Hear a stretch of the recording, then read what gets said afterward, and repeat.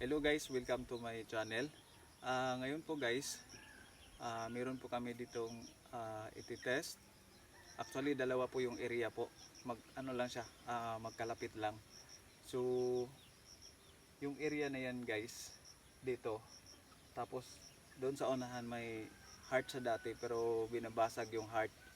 Yung nakaukit na malaking heart sa bato.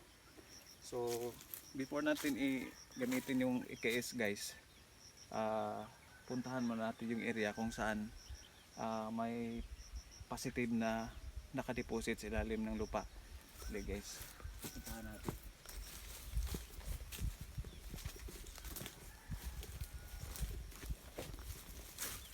So ito guys,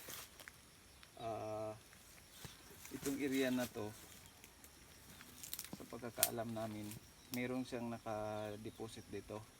Pero hindi namin alam kung gaano kalaki yung deposito sa ilalim. So ito yung pinakauna. Pangalawa, yung sa unahan may heart dito guys.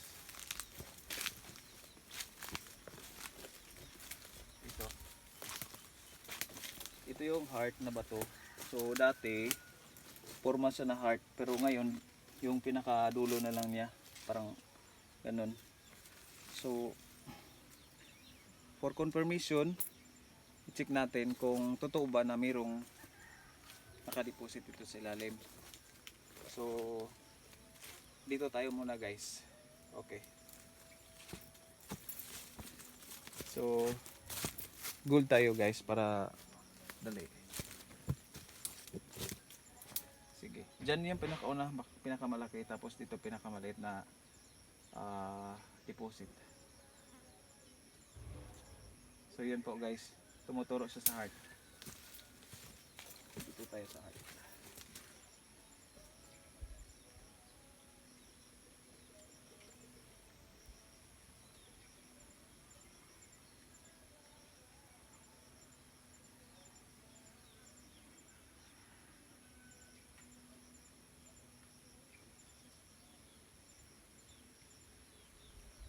So mayroon po guys dito sa heart.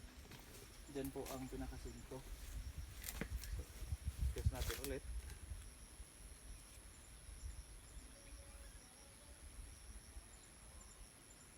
Yan, dyan sa heart.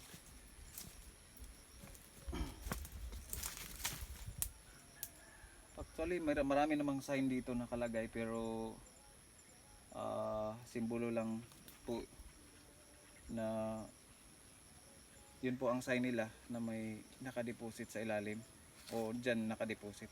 So ngayon medyo high tech na, meron na tayong gamit. Yun. Sa heart. Sorry po.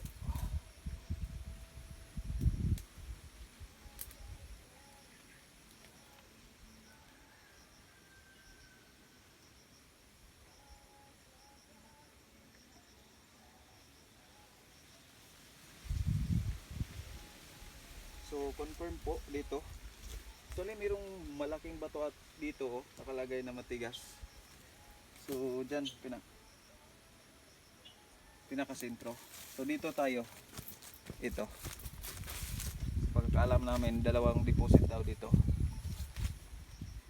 Sabi ng mga lolo namin dito noon. Dito daw. So para klaro, maganda pag ma-test natin. Yan po guys, umiikot siya guys, meaning nandito dito po yung sentro. Yan.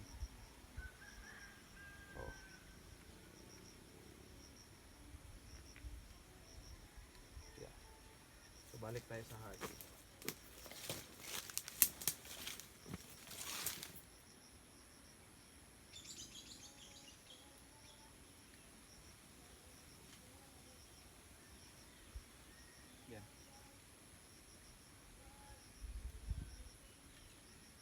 Lakas ng umikot guys,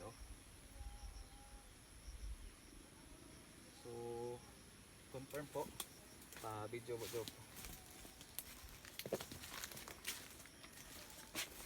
So dalawang deposito dito guys. So una dito sa may heart.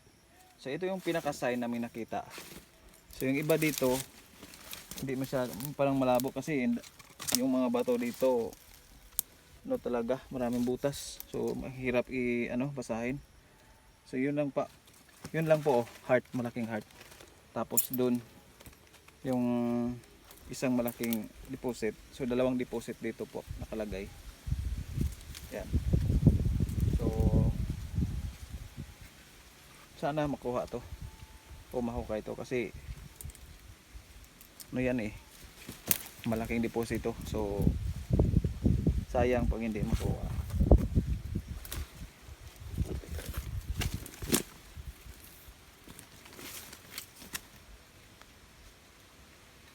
Yan.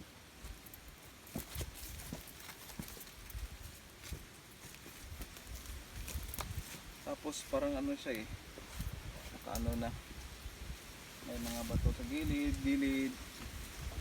Tapos marami talaga makikita muna may mga bato na may mga sign, pero mahirapan ka talaga sa mga bato. So yun guys.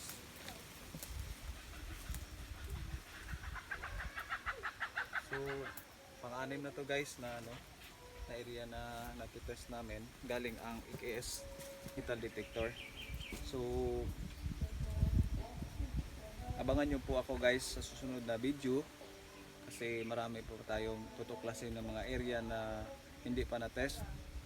So dito pa lang sa pinupuntahan namin na lugar, pang-anim na to na area na na-detect sa EKS gold detector or metal detector.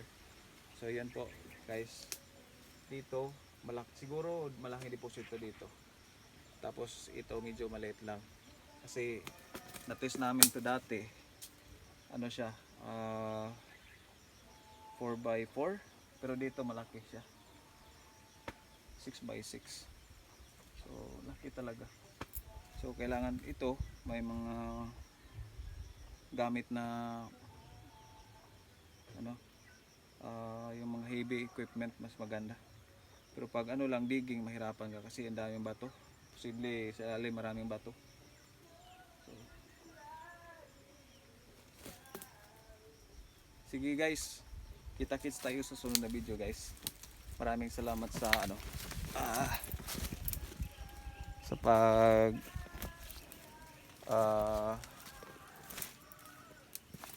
nyo pag-view nyo sa ko sa video. Yan.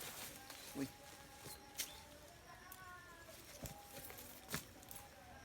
Sige, thank you kayo guys.